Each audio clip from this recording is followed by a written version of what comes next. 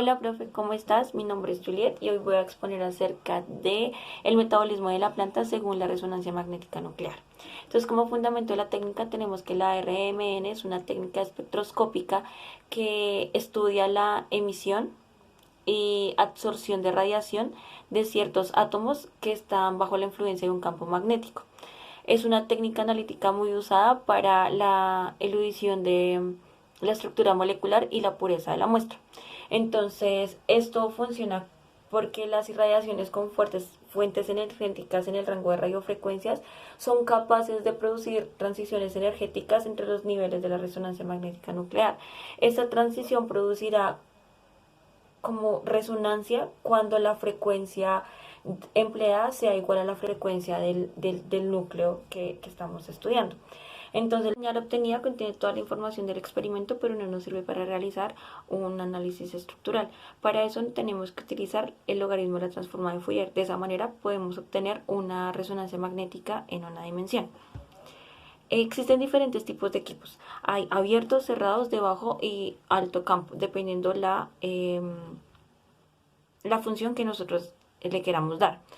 Eh, um, los componentes básicos de un espectrómetro están dados por la consola, la estación de trabajo, que es donde se almacenan todos los datos, el imán superconductor, la muestra y la sonda.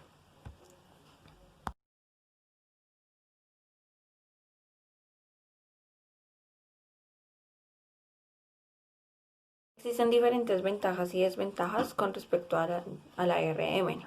Entonces, una de las principales ventajas que la diferencia de las otras técnicas espectroscópicas, por ejemplo, de la infrarroja y la ultravioleta, es que la RMN maneja un campo de tiempo que abarca entre los milisegundos y los segundos, entonces la hace extremadamente rápida. Otro tipo de ventajas que hay es que es de alto rendimiento, requiere una preparación mínima de la muestra, es altamente reproducible, es cuantitativa, no es destructiva, no requiere separación, es muy rápida, como lo mencioné anteriormente, y la información estructural es muy específica. Entonces eso es lo bueno.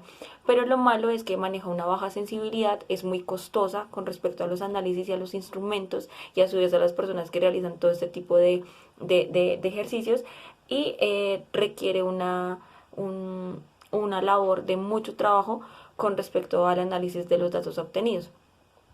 La RMN se puede aplicar en muchos campos, por ejemplo, la investigación biomédica, el sector agroalimentario, en la química, en la medicina y bueno. En la química se utiliza para estudiar la información estructural de una muestra, análisis cuantitativos de sustancias puras y en mezclas, determinación conformacional de compuestos, establecimiento de equilibrios químicos, control de calidad de alimentos. También se encuentra en el área de la farmacéutica, análisis conformacionales y estereoquímicos, estudios metabolómicos como los que estoy exponiendo actualmente, que es el extracto de vegetales, cultivos celulares y matrices biológicas como la orina, plasma, suero, lágrimas, líquido, entre más. Las limitaciones con respecto a la técnica que estoy exponiendo en este momento es la siguiente. Por ejemplo, hay que tener mucho cuidado al momento donde se encuentra la muestra, porque pues puede estar afectando tanto su composición como al momento de quitar la muestra, entonces puede generar como inconvenientes. La cantidad de muestra de la planta es una limitación, a veces se necesita mucho y a veces se necesita poco, pero entonces eso también puede dañar totalmente la planta. Se debe congelar bajo nitrógeno líquido para poder evitar todo el proceso de oxidación. Y a su vez se tienen que manejar instrumentos especializados para, para limitar la variación de la concentración de los metabolitos. Los estudios metabólicos de las plantas pasan por muchos desafíos por la diversidad de metabolitos en las plantas, entonces hay que tener en cuenta el reino, los rangos y la composición de las matrices.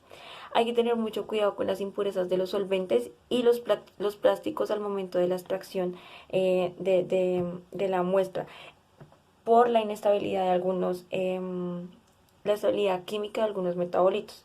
Entonces, digamos que por otro lado, también hay que tener en cuenta que hay muchos factores que pueden dañar una muestra, como lo son pues la temperatura, la fuerza del campo magnético del instrumento al momento de realizar la muestra y bueno, en fin, eso ya lo había expuesto anteriormente. ¿Cuánto puede valer una resonancia magnética nuclear? Pues depende de la frecuencia que se estén analizando. Abarca más o menos desde los $90 hasta los $1,100, empezando por una radiofrecuencia de 100 MHz hasta 1,100 MHz. Bueno, sí, creo que es así. Entonces hay diferentes tipos de estudio para ese caso. Y creo que ya no sería nada más. Estuvo muy interesante este tema. Tocó leer muchísimo, pero pues creo que es todo lo que corresponde al metabolismo de la planta respecto a la RMN. Gracias.